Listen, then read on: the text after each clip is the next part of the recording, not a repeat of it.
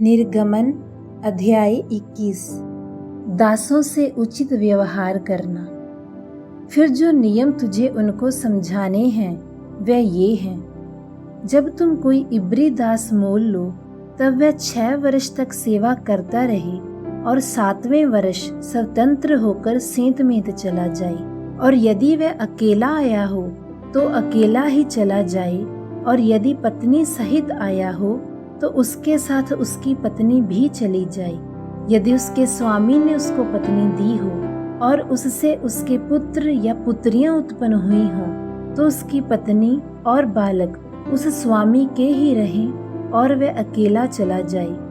परंतु यदि वह दास दृढ़ता से कहे कि मैं अपने स्वामी और अपनी पत्नी और बालकों से प्रेम रखता हूँ, इसीलिए मैं स्वतंत्र होकर ना चला जाऊंगा, तो उसका स्वामी उसको परमेश्वर के पास ले चले, फिर उसको द्वार के किवाड़ या बाजू के पास ले जाकर उसके कान में सुतारी से छेद करे, तब वह सदा उसकी सेवा करता रहे। यदि कोई अपनी पुत्री को दासी होने के लिए बेच डाले तो वह दासी के समान बाहर ना जाए। यदि उसका स्वामी उसको अपनी पत्नी बनाए और फिर उससे प्रसन्न न रहे तो वह उसे दाम से छुड़ाई जाने दे। उसका विश्वासघात करने के बाद उसे ऊपरी लोगों के हाथ बेचने का उसको अधिकार नहीं होगा।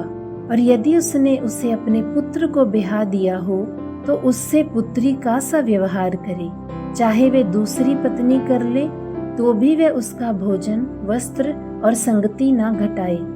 और यदि वह इन तीनों बातों में घटी करे तो वह स्त्री सेंतमेंत बिना दाम चुकाए ही चली जाए। हिंसक कार्यों से संबंधित नियम। जो किसी मनुष्य को ऐसा मारे कि वह मर जाए तो वह भी निश्चय मार डाला जाए। यदि वह उसकी घात में ना बैठा हो और परमेश्वर की इच्छा ही से वह उसके हाथ में पड़ गया हो, तो ऐसे मारने वाले के भागने के निमित्त मैं एक स्थान ठहराऊंगा जहां वह भाग जाए। परंतु यदि कोई ढिठाई से किसी पर चढ़ाई करके उसे छल से घात करे तो उसको मार डालने के लिए मेरी वेदी के पास से भी अलग ले जाना। जो अपने पिता या माता को मारे पीटे वह निश्चय मार डाला जाए।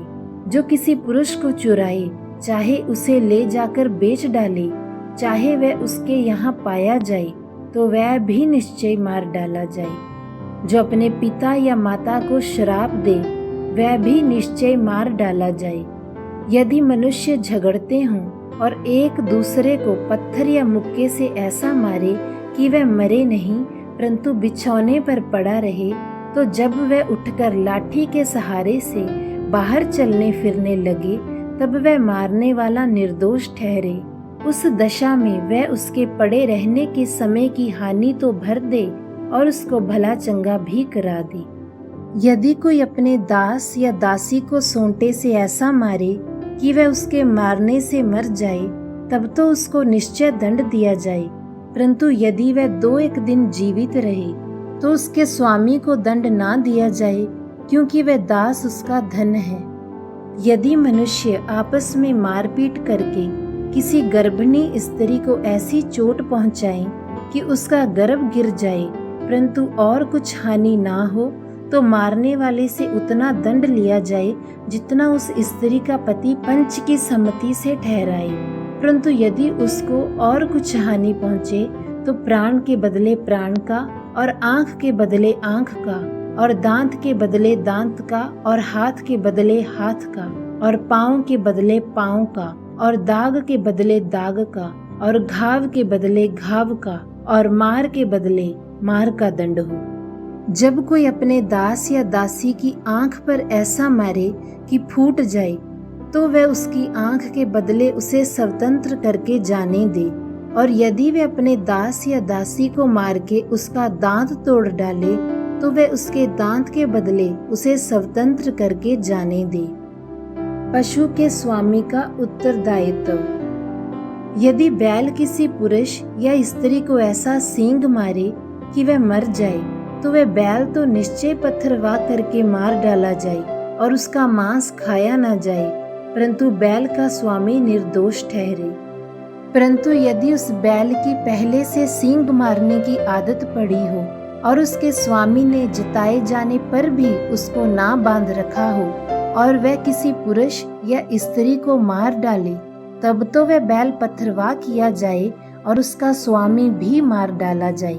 यदि उस पर छुड़ौती ठहराई जाए तो प्राण छुड़ाने को जो कुछ उसके लिए ठहराया जाए उसे उतना ही देना पड़ेगा।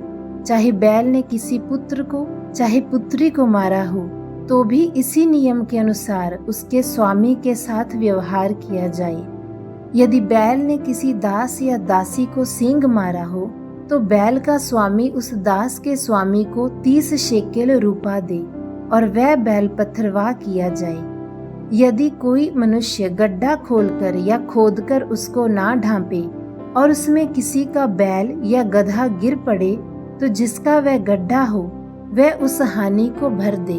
वह पशु के स्वामी को उसका मोल दे और लोथ गड्ढे वाले की ठहरे। यदि किसी का बैल किसी दूसरे के बैल को ऐसी चोट लगाए कि वह मर जाए तो वह दोनों मनुष्य जीते बैल को बेचकर उसका मोल आपस में आधा आधा बांट लें और लोथ को भी वैसा ही बांटें। यदि ये प्रकट हो कि उस बैल को पहले से सींग मारने की आदत पड़ी थी पर उसके स्वामी ने उसे बांध नहीं रखा तो निश्चय वह बैल के बदले बैल भर दे, पर लोथ उसी की ठहरे।